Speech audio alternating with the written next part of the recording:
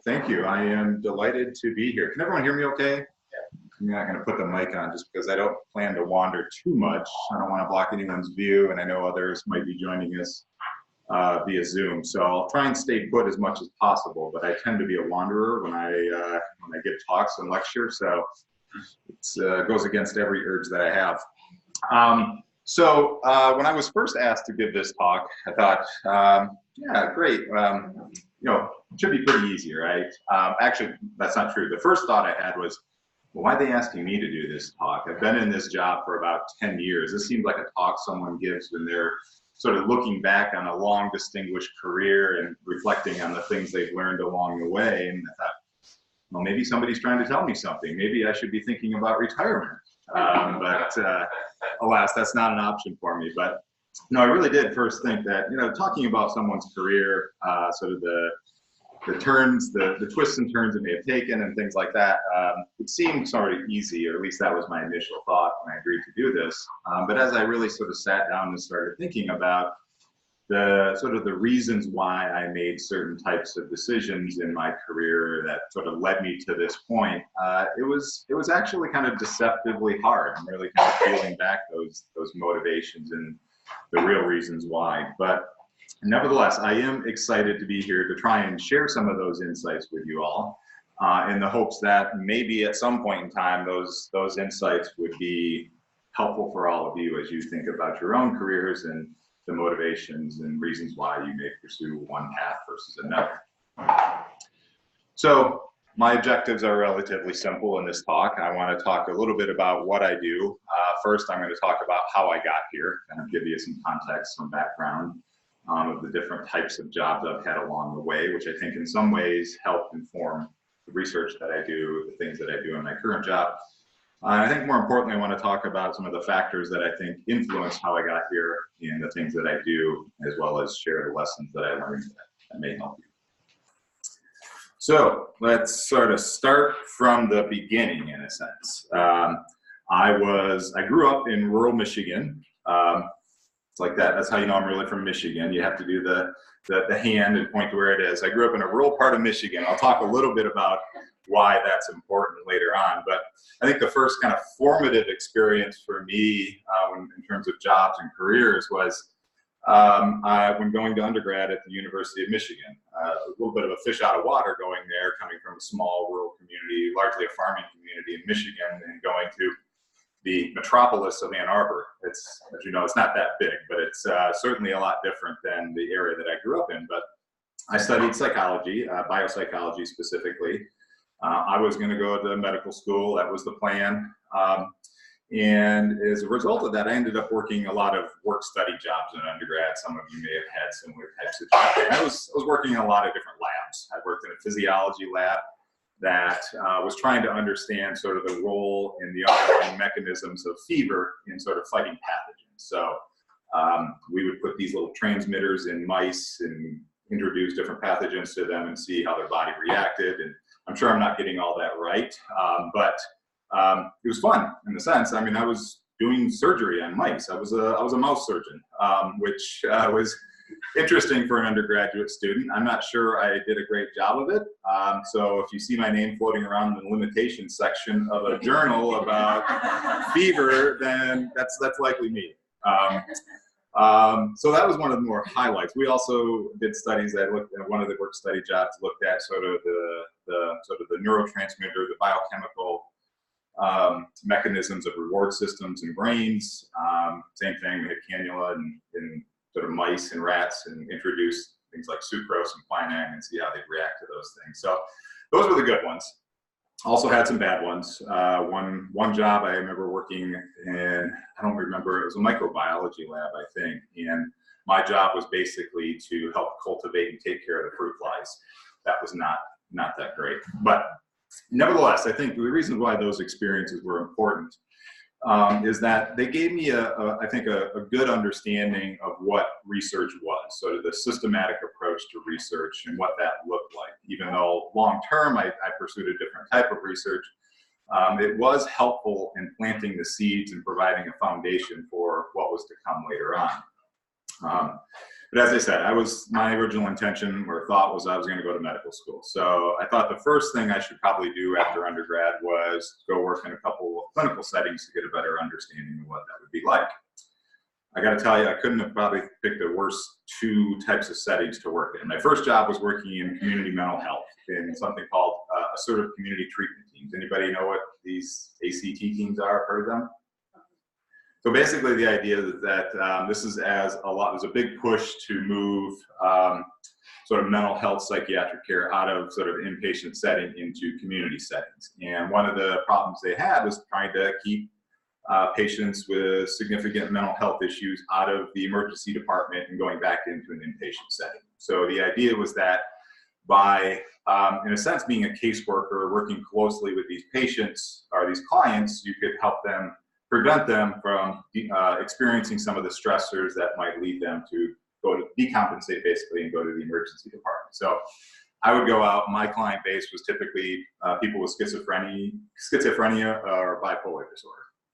And we would go out in the community, meet with them, talk about the stressors that they have, help them, everything from if they were moving to a new setting, there was a lot of transience, a lot of homelessness, so we were oftentimes trying to help them just kind of provide stable housing and other things, and we'd go out and meet with them. The other part of this was doing medication drops. I mean, medication is a big part of this to making sure that they maintain sort of good mental health.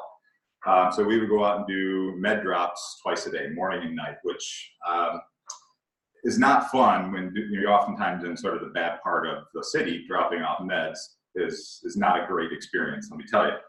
Nevertheless, it was good work. It was interesting. I did it for about 6 months until one of my clients during one of his episodes, or when he was decompensated basically, ran into the middle of the street and basically laid down and said, he was basically wanting somebody to hit him. And so I'm a 22, 23-year-old student just out of undergrad, so I think, oh, great, what am I doing here? So I literally ran out in the street and physically dragged him off the street, called for help, got him into a safe house, and basically took care of him that way. But that was also the writing on the wall for me that it was probably time to move on and look for something else. Then I went to an outpatient hemodialysis center. I'm guessing some of you are familiar with outpatient hemodialysis, a little more.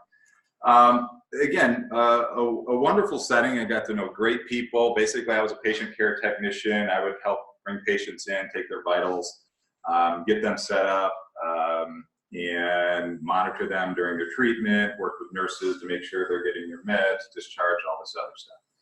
And I worked with a great bunch of people, and I did this for about 3 years, but if you know anything about hemodialysis, it's sort of like, or kidney failure in general, there tends to be sort of two paths. You sort of maintain and maybe you get a transplant, or you maintain to a certain point and then you just decline. And the patients that you get to know and care about, they just start disappearing. And for me, that just got tough. So at this point in time, I thought, well, maybe I'm just not cut out for being a physician. So I decided I still cared a lot about being in healthcare. So I decided I would go more towards the business side of healthcare.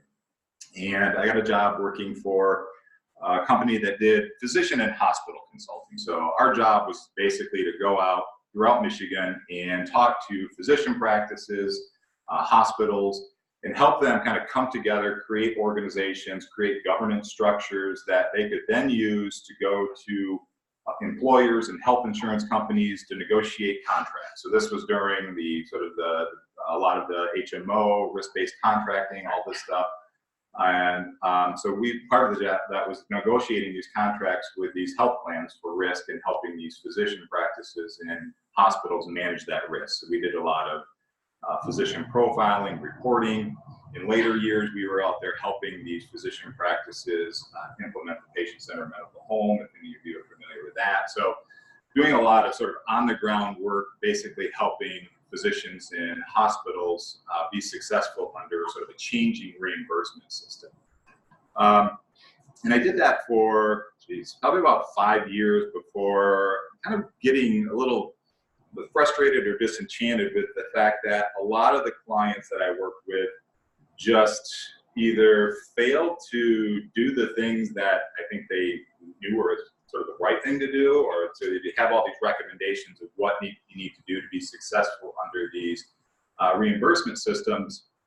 They would either, again, fail to do them, or they would try it and then they would quickly sort of revert back to old practices. So in essence, I'm frustrated with the fact that we couldn't get things to stick. In my view, those were largely organizational problems. I mean, you just couldn't quite get these organizations to take the actions that they needed to take. And that's what ultimately led me to go back to graduate school to get a PhD. So I went back to get a PhD at the University of Michigan in the School of Public Health, where my emphasis was on organizational science, organizational studies, where basically, and this is still what I continue to study, is how do we do a better job of managing healthcare organizations, particularly healthcare delivery organizations, hospitals, physician practices, nursing homes, and so forth. So likewise, another part of that research is focusing on the adoption and implementation of complex delivery systems, patient-centered medical home, accountable care organizations, those types of things, which, as many of you may know, is becoming a very, it has been, but is even becoming more of a hot topic in a lot of the health services research. After graduating from the University of Michigan, I came here. I've been here for 10 years now. Came here in the fall of 2009. So first 5 years were glorious in the sense that I was teaching a relatively limited amount. I was teaching doctoral students only. I was sort of able to focus on research and so forth. And then I got promoted in tenure, which good thing, but along with that comes a lot of other things at the time. So therefore I took on the role of being the PhD program director. So I've been the PhD program director of our healthcare management, health informatics, and health services research programs. So that kind of brings me to where I am now. So now that you know a little bit about how I got here, I want to tell you a little bit about what I actually do. And this question, I put it in quotes because this is a question my mom actually used to ask me when I was in graduate school. And I see some people shaking their heads like, yeah, I get this. And no joke, I would go home on weekends sometimes, and my mom would say, well, I was talking to so-and-so, and she asked me again what you're doing and how school's going, but I never really know. So I literally wrote like a 1 to 2 pager that I just gave to my mom that described, this is what a PhD program is, this is what I'm doing long term, this is what I'm going to become and what I'm going to do, and that seemed to address the issues. But anyways, you know, as luck would have it, it wasn't too long ago that I was engaged in a conversation with a colleague about how much time we devote to certain activities. Right? In academia, at least in the role I work in, we often divide our time into teaching, research, and service. And we got into this debate about, okay, how much time do you think we spend on this? Because we're supposed to spend, arguably supposed to spend about 10% on program director activity. And that's kind of what precipitated this conversation. And we were in kind of a disagreement about whether that was actually true. Do I actually really only spend 10% of my time on running a PhD program? So forth. You know, so what's a rational, scientifically minded person supposed to do when you come up with, I guess, that's kind of a disagreement? You collect data, of course. So for the last year, not the last year, this ended in April, but for a year, I actually recorded all my daily activities, put them in the Access database. I know, very nerdy, but put it in the Access database in 15-minute increments. So I was writing for the last hour, or I was advising students, working on dissertations, other things. When my wife got word of this, she had good fun with it. She's like, "Oh, of course, that's what you're going to do," and proceeded to kind of mock me to all our colleagues on the hall. But nevertheless. Despite that, I'm happy to report that I do have a much better answer to the question now as to what it is that I actually do. So I'm going to focus on just a couple of things here. I actually, again, nerdy, I developed the whole PowerPoint on much more detailed information. But this tells you sort of roughly how I spend my days. As you can see, I spend a little less than 50% of my time on research activities in any given, in the last year. A little over a quarter of my time is devoted to teaching. That can be everything from being actually in the classroom to preparing to teach or grading and so forth. About 13% of my time was spent on service-related activities, being on committees, other types of activities. 10% of my time was spent on program administration. So it turns out for me, that number is about accurate. That's what, when I have these discussions with my chair, it's like, yeah, we think this should take about 10% of your time. Now keep in mind, running the PhD program is a breeze compared to other programs that our department runs, but that's a different argument for a different college to take up. And then other administrative activities, 2%.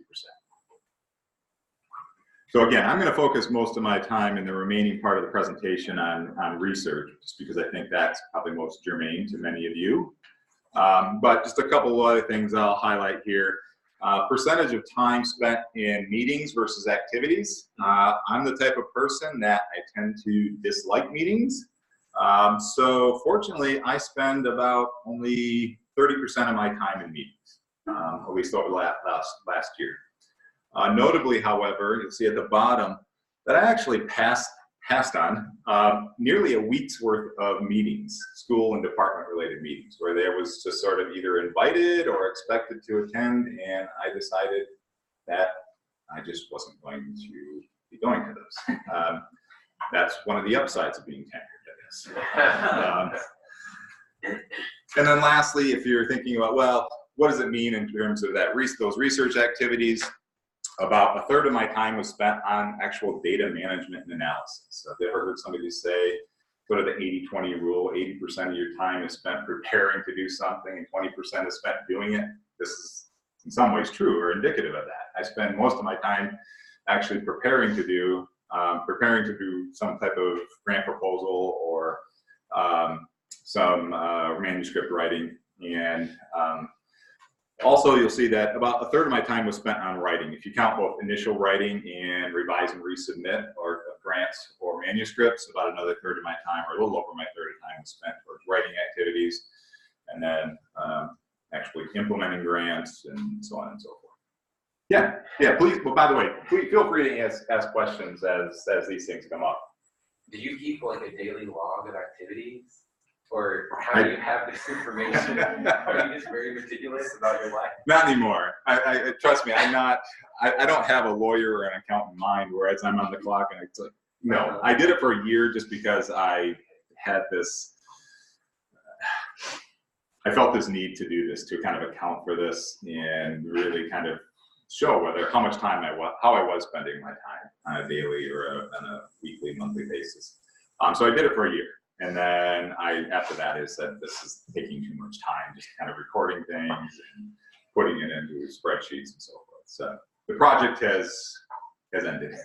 Yeah, it's interesting though, because our K grants and stuff ask us to put a table of what we anticipate our time is going to be like on the award and divided by those exact things.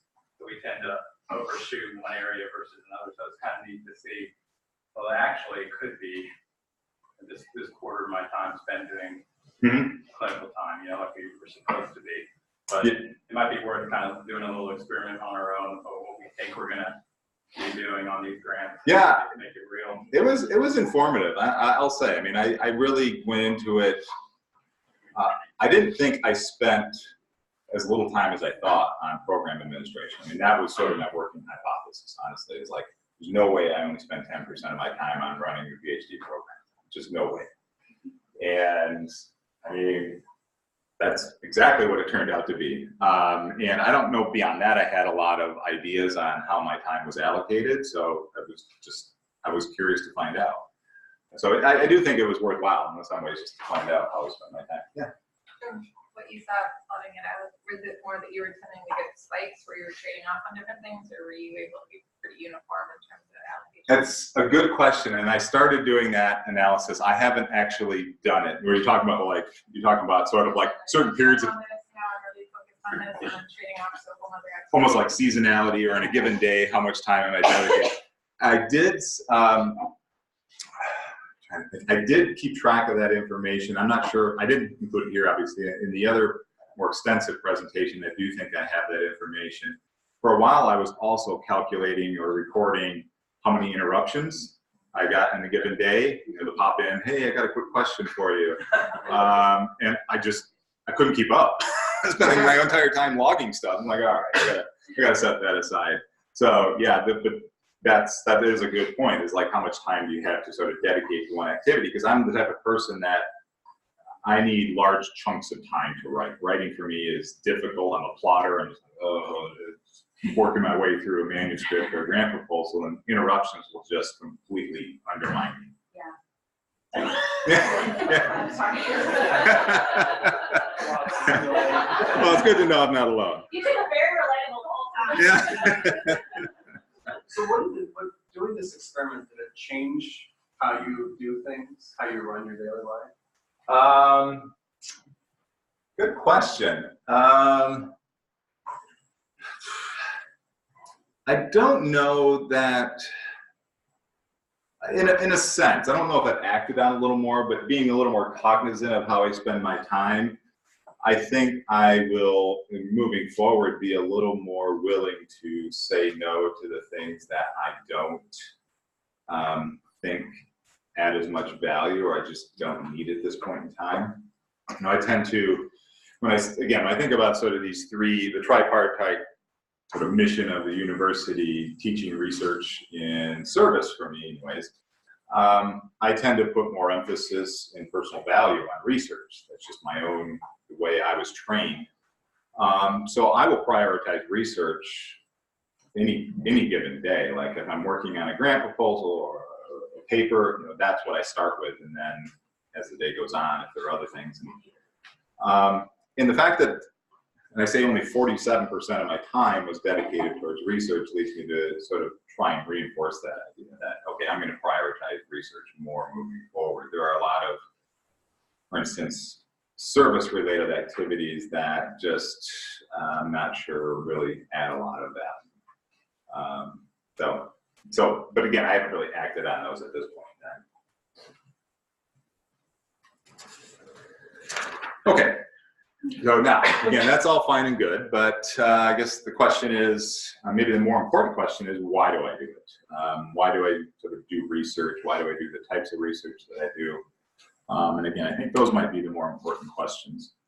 To me, it comes down to really a function of three things. My history, context in which I grew up, my current family context, the relationships that I have or have had, and my personality. And I'll talk a little more about what those things mean in the slides ahead. So, my family. I think one of the more subtle but powerful forces that have motivated me over the years is my family, particularly my early family, and the value that my family put on education. Which is kind of interesting given that neither of my parents actually graduated from high school. Moreover, this is a single income family living in rural Michigan, surrounded by farms. My dad was the sole breadwinner, right? He worked as a line worker in a tool and die factory. So, as you imagine, back in the 70s, was strikes off and things like that. So our very sort of subsistence was oftentimes in jeopardy. And I think because of that, it was instilled on us, and I have two older brothers, that, you know, the value of education. Basically, my parents sort of impressed upon us that education was the way to avoid all the things that sort of plagued us as kids. You know, the way to sort of have more economic stability, as a way to not sort of struggle the way that they did. And in educational terms, what that meant for me is I just kept going. I mean, I went to undergrad. As I said, I had a plan. I was going to go to medical school. When I figured out that plan wasn't going to work for me, I bounced around a lot, honestly. I went back and got a master's in health administration, thinking I wanted to go into healthcare. I had sort of a crisis of faith in that. Thought, well, let me get an MBA in case I want to get out of healthcare. Had an influential professor then. He said, you know, you bounced around a lot. Just honest and candid with you. You bounced around a lot. You tried this, you tried that. Why don't you ever thought about a PhD program? Like, oh, never even had no idea. I'm not sure what it is. Tell me about it. So we talked and had a lot of honest conversations. And okay, well, given what I'm seeing in my workplace and my frustrations with clients and all those organizational issues I mentioned, well, why don't I give it a shot? But again, the point is that I just kind of kept going. And that is largely a function of, I think, that background, the sort of the value of education. I wasn't quite sure where it was leading me. I just knew that education in some form or fashion would get me to a better place. So kept moving. I think more generally, this background has instilled in me sort of the value and importance of persistence. As many of you know, persistence in research is key, right? There's your research studies, writing papers, all these things take time. And rejection is all too often a part of that process. And as you start your own careers and get into these careers, you need to be a self-starter. You need to be able to sort of motivate, persist through those tough times as well as the good times. Again, sort of that background was, I think, sort of formative in teaching me the value of persistence. Likewise, current family structure. My current situation is that dual academic careers. My wife is actually here at UAB as well.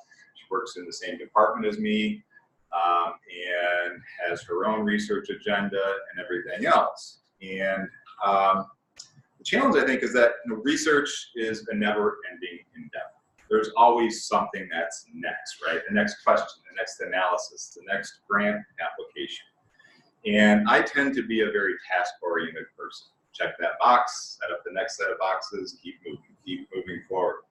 And I think if I let it, I think I would be able to let work consume morning, noon, and night. And like I said, given that my wife is also an academic, and we have a 4-year-old. So we have that to contend with as well. And we have to work hard to make this work, quite honestly. And so we compromise on schedules. Weekends are, I won't say strictly off limits for work, but it's very much protected time. That we have a class on Monday or something like that, we might pull out our laptop on Sunday night and get to work. But we limit our choices, work-related travel. We only go to those conferences that we think are absolutely essential to our own professional development. Likewise, work-related projects. If I'm engaged in a project where there's extensive data collection, that has to be, in a sense, negotiated into the early stages of that development, so that I'm not going to be able to fly across the country on multiple site visits, constantly. I probably could, but I think I know where that would end. Divorce. So again, I think that those dual academic careers, having a child, has helped me kind of keep perspective on sort of what's important and kind of trying to maintain work-life balance. I don't know if you ever quite achieve it, but at least keeps me striving towards having better or some type of work-life balance. The second contextual factor that I think has had a profound impact on my research career more generally is the community that I grew up in. And in community here, I literally mean sort of the geographic area here. This is the bottom of the slide is supposed to be a map that doesn't do justice sort of to the area where I grew up. It's a little tiny, tiny place called Atherton, Michigan. And population, it is, well, so small that it doesn't actually get counted. Census doesn't count it. I think if I were to estimate, it'd be about 100 people. Some people may even grow up in more rural areas, but that's pretty small to me. It is basically a collection of houses surrounded by farms. So, the reason why I think this is important for my career trajectory and my research is that I was forced at an early age to kind of get creative, to kind of entertain myself. My mom was always saying, get out there and do something, go entertain yourself. So I was always out there running around with cows and horses and whatnot, getting into trouble. But we did that, and I became curious through that process of just how things work. I was constantly taking things apart, rebuilding them, building new things, tree forts, rafts, floating down rivers, and other things. So this sounds very much like a Huckleberry Finn type of upbringing. You get the idea. It was. I was just out there doing whatever I wanted. But the curiosity and creativity, I think, that stemmed from that has served me well in the types of research studies that I do. And I suspect this is true of all of you, as you start thinking about a new research project or so forth, there's oftentimes not a clear blueprint or template that you can follow. Yes, there are things that you can build on, but there's a certain level of novelty or innovation that you're expected to bring to any project. And in that regard, I think some of this background has been informative for me in my career. Likewise, from a subject matter perspective, growing up in an impoverished rural area has had some influence on the types of research that I do. So I do some research on kind of rural health issues, access to care. That really kind of accelerated more probably in the last, well, initially probably in the last 5-6 years, and in large part because, you know, when I first moved down here I guess I moved down here in August of 2009, and in same year, September of 2009, my mom passed away right after I moved down here. And what the issue is basically that she had, if I recall correctly, had taken some expired medications for because some of the clinicians in the room might be able to correct me. I think this was for some type of urinary tract infection, bacterium or something, I don't know. Took some type of medication that was expired and had an anaphylactic reaction to it. And my parents live 30, 40 minutes from the nearest sort of town location where you can get any kind of health care, let alone first responders to get there. They had to eventually airlift her to a medical center that's about an hour and a half away by car. And given all that, I mean, there was too much brain damage and she eventually passed away. And so the sort of, again, the geographic area, the ruralness in some ways is very personal in terms of informing my research and those ideas. And I think in that sense, that history and context has been sort of generative in my own research career. Relationships, peers and colleagues. Of course, obviously peers and colleagues serve as an important opportunity for collaboration, whether in your current positions or in whatever jobs you may take. That's a fertile ground for identifying people to collaborate with. But I think importantly for me, my peers and colleagues also provide a support system. This isn't all just about the research and what's, you know, how can we work together to write a grant, how can we work together to write a paper. They're there also to sort of help me when that latest grant proposal hasn't been funded, or the latest manuscript that I've submitted has been rejected or even desk rejected. So they've been very helpful in that way, but also as distractions. And I mean that in the best way possible. Again, I think this type of work, you can let it consume you. I think I could certainly let it consume me. And my colleagues have been an incredible sense of distraction. I've become friends with them over the years, and they help provide balance for me that I didn't have initially when I started this job. Mentors, I obviously, and I suspect many of you have your own mentors, I had the good fortune of finding a mentor who had a profound lifelong impact on my research career, undoubtedly. The focus of my research, my skills at doing research and designing and implementing research, and even my way of thinking were all influenced by my research mentor at Michigan. And one of the most important things that my mentor did for me was to be inclusive. He approached mentoring as an apprenticeship. He thought that the best way to learn this stuff was to get dirty, to get in there, to learn how to do data management, learn the mistakes that come about doing that, and having copious amounts of experiences in different studies and so forth. So he was incredibly inclusive in any projects that he had. You had the time to commit to it, he was more than willing to let you jump on board and help out. It didn't hurt that he also had great data, which is hard to come by in management type research. So that was always a bonus when it came to working with Jeff. But he was also tough. He was very tough on me. He was tough on everybody. He sort of had this reputation. There was no cutting corners. There was no tyranny at the deadline, as I put it. other words, there was no, well, I have to defend because I want to go on the job market next semester, or I have to submit because the RFA said this deadline is next week. The product, whether it was a paper or a grant proposal or whatever it was you were working on, was done when it was done. I mean, when you sort of reached the point where all the issues had been addressed and vetted, and it was ready sort of for public consumption. So it just simply had to be done right. He was honest and blunt in his criticisms. As I said, there was no pulling punches, which took a little while to get used to, honestly, to get that kind of candid feedback. But in the long run, I really feel like I am better for it, as long as it's constructively done, right? Obviously, you don't want a mentor that's somehow personalizing these types of criticisms. But if it's about the work, then I can take it, and I think it makes you better in the long run. And likewise, he was also very fair and committed. Collaborators, junior and senior, like I said, he would bring you on projects where he was working with people from across the country at the same sort of level as him, and you pulled your weight, whether you were junior or senior. You were expected to do the work and contribute in the same way, regardless of your rank. And likewise, I always felt that my work was a priority for him, and that he wasn't just sort of signing on to this project.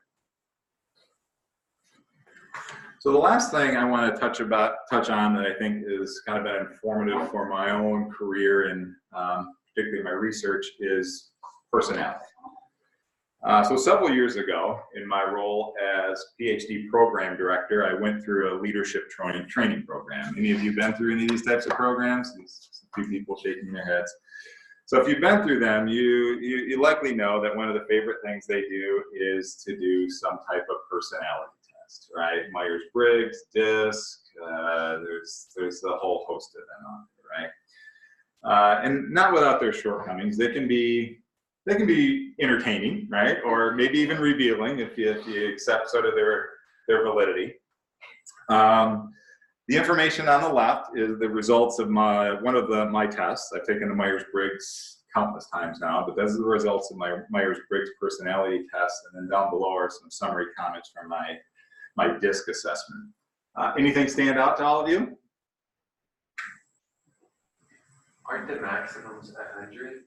Or what's the scale? I don't know. Honestly, with the Myers-Briggs, I've seen it scaled differently. In this case, it looks like for some reason they have different ranges for the different personality dimensions. So, yeah, I don't know. There might be other scoring out there that uses different scales, but Not an extrovert. Exactly. That's putting it mildly, isn't it? I took this over the weekend, and I'm actually the exact opposite of you. Yeah. See? That's interesting. Yeah. Yeah. I mean, apparently, what I take away from it is it's a miracle I make it out of the house in the morning.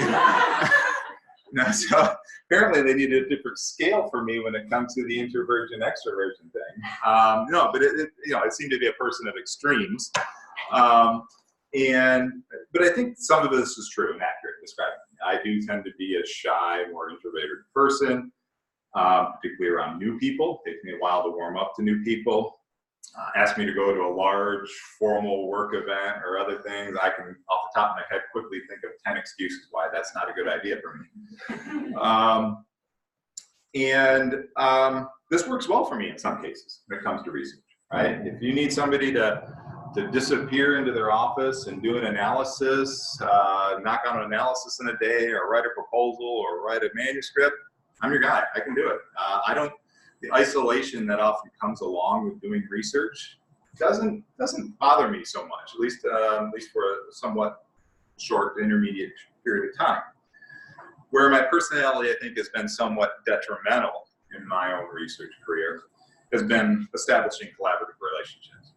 And that's kind of a norm in the type of research that I do, schools of public health, nursing, health professions, management type of research. There's some tendency for more collaborative types of research. And it's not as though I can't relate to people or won't relate to them. I'm not antisocial. It's just that, again, it takes time for me to get to know somebody, warm up to them. So repeat interactions, time over time, I tend to warm up and become normal, I guess, to put it differently. And but time may not be a luxury that you always have. You're starting a new career, you're moving to a new organization, a new environment, you're trying to establish collaborative relationships. I'm not sure we can all just sort of wait around for 5-10 years for you to warm up, or I couldn't necessarily wait that long to warm up and to get establish those kinds of collaborative relationships here. So a couple of things that I've done to try and overcome that and help me establish collaborative relationships. One is sort of this two-pronged strategy. My first couple of years here, I used a lot of my existing relationships from Michigan, working with my mentor and other faculty members there as sort of a bridge strategy. So I had sort of stream of research that was going on based on that, which sort of gave me a little bit of time to get to know some people here and cultivate relationships here at UAB, especially within my department. I got involved in some of the centers that all of you are likely familiar with, or Lister Hill Policy Center, and all these others.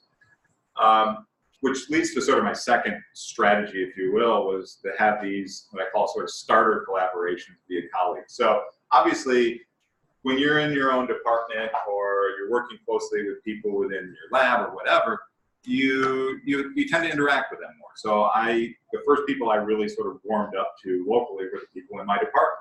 I'm seeing them daily, talking to them in the hallway, sometimes about work, sometimes about other things. Well, if some of those people happen to be extroverts, they're out there meeting with lots of people, establishing their own collaborations. Why don't I sort of latch on to them?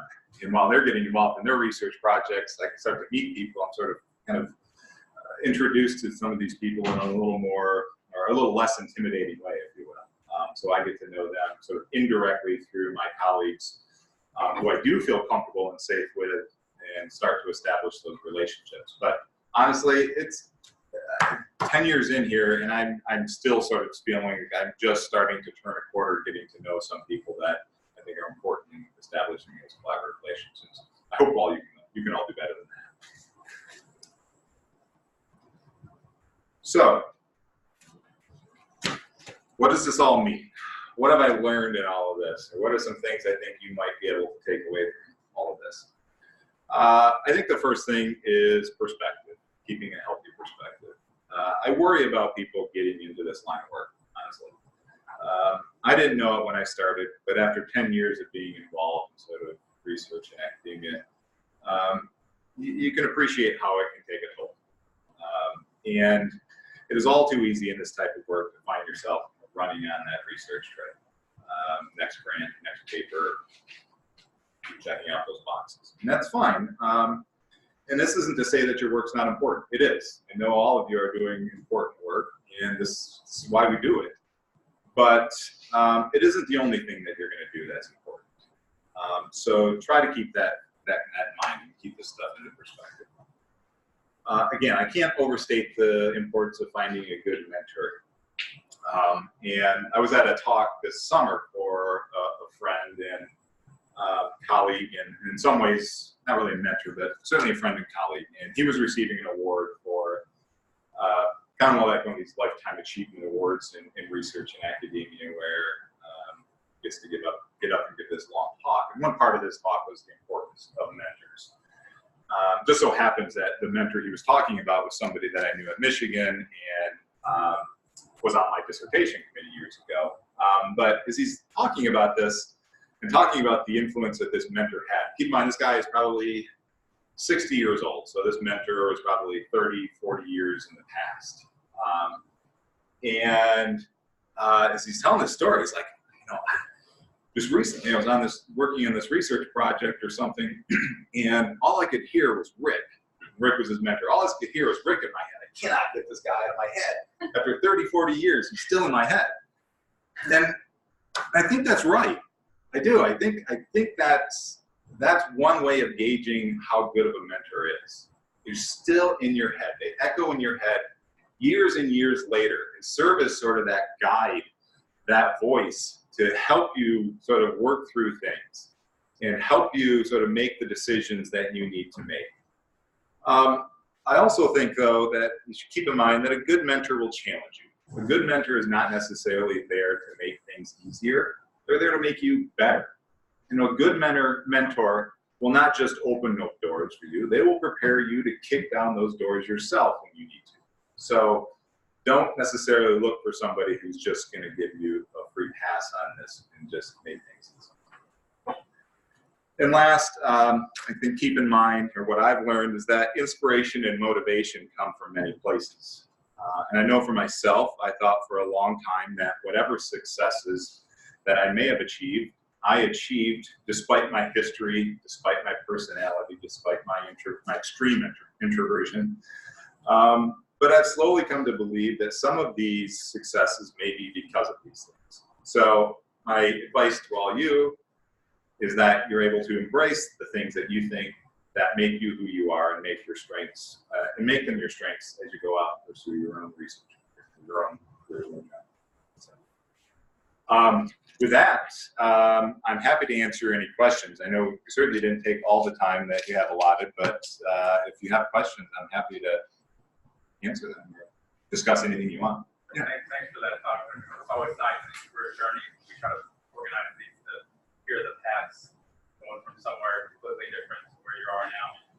That word "find" on your second bullet point is a tough one here. You know, and I talk about it too when we come on faculty in culinary.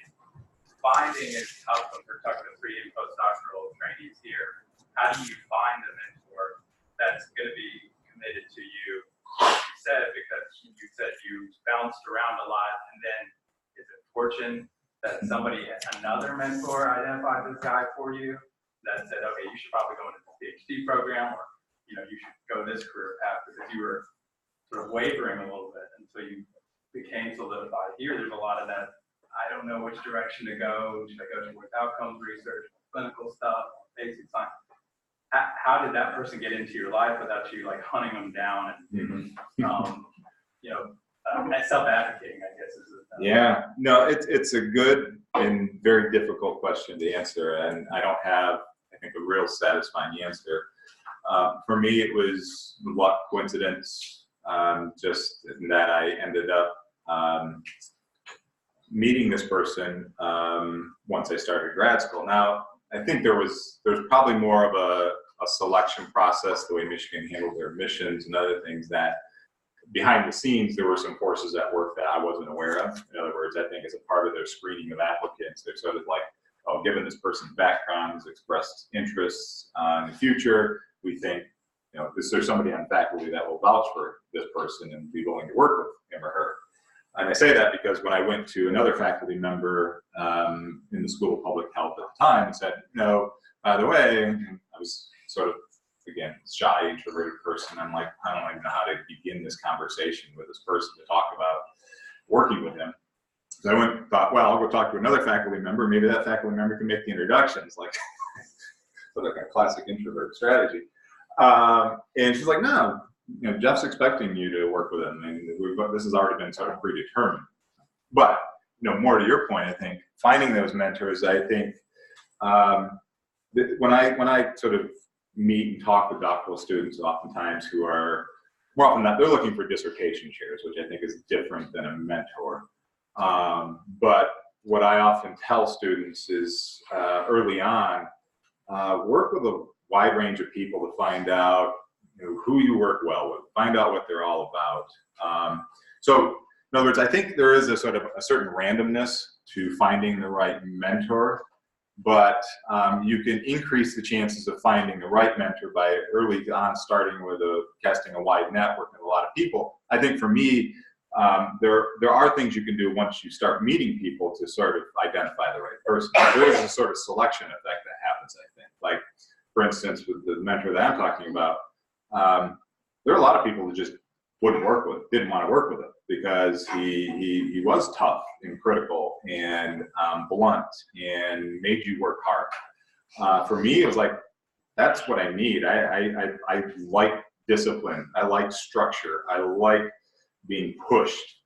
And so once I sort of found that and started interacting with him, understood better that that's his style and not Jane's style next door, I'm going to work more with him. So again, that's not a real satisfying answer. Instead of say, for me, it was a very sort of coincidental situation where I happened to find him. But once I did start working with him, I realized that this is the person I wanted to work with. And the only way I could think of to really increase your chances of finding that right person is to sort of work with as many people as possible early on.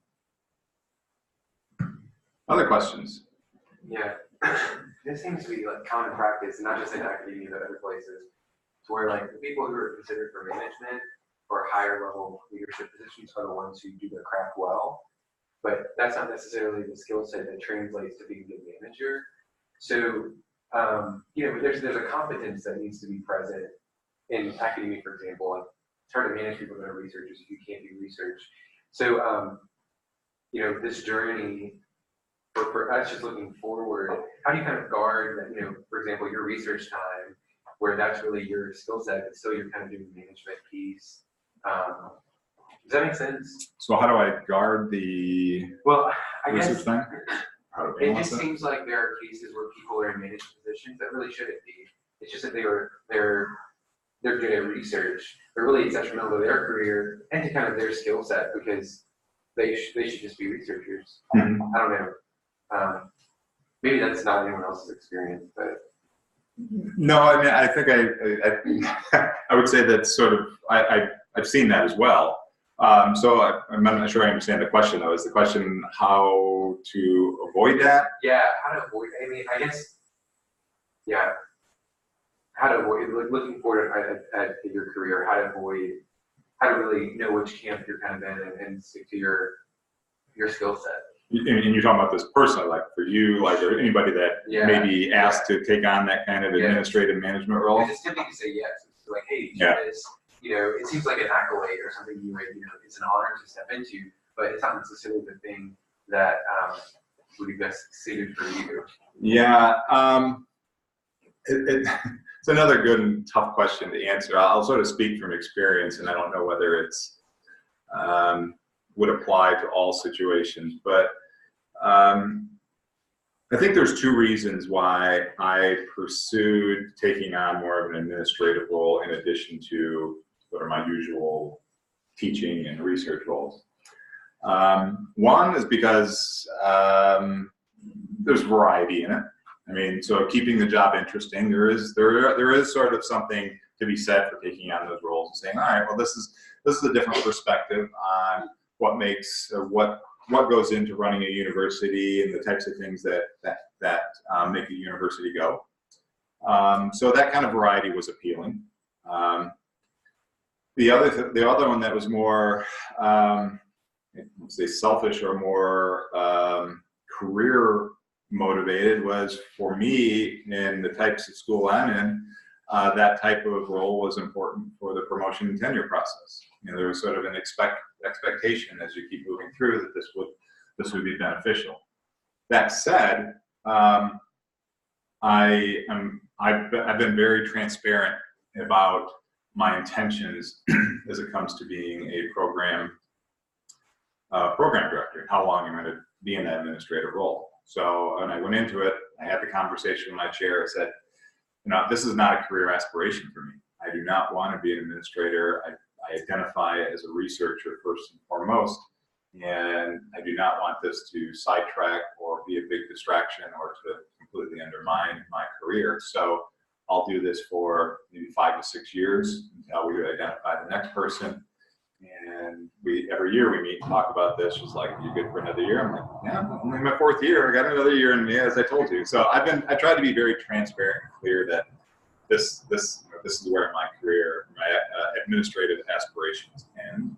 So if you did get into that role and that's not something you wanted to do or didn't want to do it long term, I would encourage you to be upfront and transparent about it to the extent you can. And that's my experience. Other question? Thank you very much for being willing to be here. I've got 2 questions from the online chat. Okay. But I also just want to say, we didn't mistake you for someone from AARP. Dr. Levitan, the course master, at the beginning of when we were planning this year, said we really need to get some people who are earlier in their career journey to come talk. And the whole purpose is for everyone to see, Yeah. you know, we talk about methods and we teach all these things, but people say they don't really learn, well, how do you get to be on faculty? What are the nuts and bolts? How does it work? So it's very valuable to hear you talk about this. The first person's question is whether you had surprises after you did your personal data collection on your time, and would you change anything about how you spent your time besides having less meetings? Did you have any other insights from that data collection? Yeah, I think the big surprise for me in terms of how my time was allocated, again, was that surprisingly that only 10% of my time was devoted to program administration and even more generally just sort of those kinds of administrative activities. It sort of feels like on a day-to-day, week-to-week basis that you just spend so much time doing this stuff, going to meetings, and the other part of it is that there are sort of predictable things in running a program where every year there's an admission cycle you got to prepare for and get through that, and then there's onboarding a new cohort coming in for the year and getting them going, and at the beginning and ends of semesters, academic advising, stuff like that. But the real surprising thing for me in running a program were the little things that you can't predict that I characterize tongue-in-cheek to my colleagues as death by 1,000 cuts. It's like, oh, by the way, I have a question about this form. I have a question about the fellowship. I have a question about this. I need a letter for this. And it's like, okay, those distractions that we talked about, those just kind of come in. And those are the parts that just feels like when you're running a program that it just takes up so much time. But it turns out it is only 10%, roughly speaking. Likewise, on the other side, I would have expected that I would have devoted more time to research, given just, again, I sort of prioritize that and I value that, and I will, if I have sort of left with a choice between doing something related to research, teaching, service, or whatnot, I'll go first to the research piece and do that. And the fact that only 47% of my time was devoted to research was a little surprising to me. As far as anything I'd do differently, again, I think being cognizant of those percentages and how that time is split, I do think I would try and reinforce more of my decisions about doing more research and prioritizing that. Even within, I think, those categories like research, data management and analysis, that's an area where I think more of that time should be delegated to doctoral students. I work a lot with doctoral students in my role, and that's something that seems to be, if I'm serious and sincere about sort of developing doctoral students, this is something that could be done. So within those categories, I think there are some things that I see that I could do differently moving forward. Thank you very much. The other question was if you have any advice about leveraging the unique job and training experiences you have when transitioning in a new direction. A new direction, I can't really say. A new direction in terms of like research, or? I'm guessing that's what she meant. Hi Larry, it's Gia PJ. Can you hear me? Yeah, I can hear you. Sorry, it's my question. You know, I think a lot of people in our PhD program are coming from different experiences. We all have different backgrounds, and I was just wondering how you leverage that when you go into, a research or academic program. How you leverage those diverse experiences? Exactly. Excuse me. I think maybe in your case as well as mine, I think the way that can be leveraged, part of it, like for me, was leveraging those practical experiences, whether it was consulting, not so much the clinical stuff. It's not like my research is a direct extension of my time in mental health or in the kidney dialysis setting, but a lot of the other practical experiences, particularly doing the consulting work, has directly informed my research. So a lot of the stuff that I did in my doctoral program, as well as continue to do, has had some direct implications for the type of research I do, particularly the topics that I'm interested in. So I think that's one way to sort of leverage those experiences.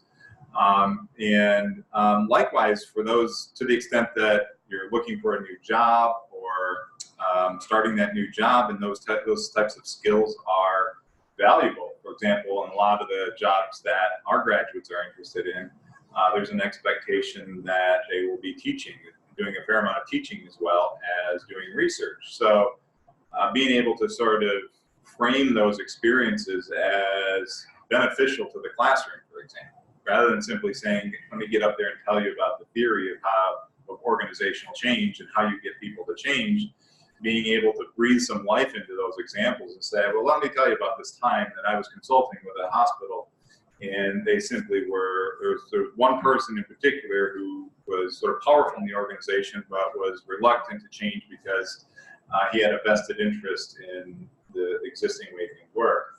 And this is what we did to actually to sort of convince him to embrace this change. You know, being able to sort of leverage those experiences as well in the classroom are things that is another way to think about leveraging those diverse experiences. So I think a lot of it comes down to sort of personalizing those things and applying them. I don't know if that quite answers your question, Gia, but Yeah, thank you. Other questions? I have a question. So in the course of your career, have you had a certain percentage of soft money versus hard money delegation? Which was better for a healthy perspective? I feel like that, because I like your healthy perspective, but I think, yeah, research can be kind of stressful. Backing yourself, right? Yeah, easy to say, healthy perspective, right? Another thing altogether to sort of structure that. I'm actually in a dual academic relationship. Yeah, they know. So I imagine, and I see with him, there's a lot of stress for that. Yeah. Being able to provide. So what's the perfect formula? I'm not going to be able to really answer that question again in any satisfying way, because this is the only job I've had where there's any kind of, it's the only job I've had out of grad school thus far. So I haven't been in environments where there's a different kind of hard versus soft money perspective. And quite honestly, in our school, in my position, given other kinds of responsibilities that I have, like running a PhD program, the soft money expectations are, I actually think, pretty reasonable. I can say, talking to peers at other institutions where, you know, those soft money expectations are a lot higher. Yeah, there's undoubtedly more stress. And being on that treadmill that I described is, the pressure to get on that treadmill is much, much greater there. So again, that's not a very satisfying answer, because I don't have the perspective. I haven't been in enough places to start to say, well, my own experience being in one environment versus another is a lot better, and here's how. Other questions? So you seem to know yourself really well, your personal history and your colleagues and those relationships and how all those factors are coming together. And clearly it's led to a lot of valuable insight in your career. So this may seem like a basic question, but I'm wondering, do you sort of have a structured way that you go about reflecting on all these factors, or is this something you informally encountered and just noticed every time? Or I think you mentioned a workshop at some point too. Sort of what led you to develop these insights? Well, what led me to develop these insights was being asked to give this talk. Honestly, I'm not sure despite being very introverted, I'm not sure I'm always walking around that introspective. No, I think, I'm serious about it in some ways. This probably forced me to be more systematic and thoughtful and sort of what is it that led to some of the changes in my career, and what do I think has sort of influenced my research and my research career. So But I think more generally, I think along the way, there's a lot of these like leadership training programs. I kind of joke about them and say, well, and gripe about them when I'm doing them. But I mean, each thing sort of tells me a little bit more, confirms what I think about myself. It's so those kinds of things. I wouldn't say it's sort of self-initiated kind of sort of introspection or self-assessment that leads me. I mean, I think we all walk around with these sort of hunches or these sort of images of ourselves of what we're all about. I think a lot of these training programs that I've talked about and other things in some ways reinforce those things for me. And it's only through those things that I've kind of gotten a better sense of who I think I am. So yeah, I wish I had a more concrete answer for you. I said, well, this is my process. I get up in the morning and I look in the mirror and say, okay, this is who you are. But no, it's not quite like that. But it's not entirely coincidental either. I just kind of woke up to it. Yeah. Any questions? All right. Well, thank you again for letting me talk with you this morning. This has been fun. And if you ever want to chat about your own research career and your future journey ahead, feel free to reach out. I'm happy to talk.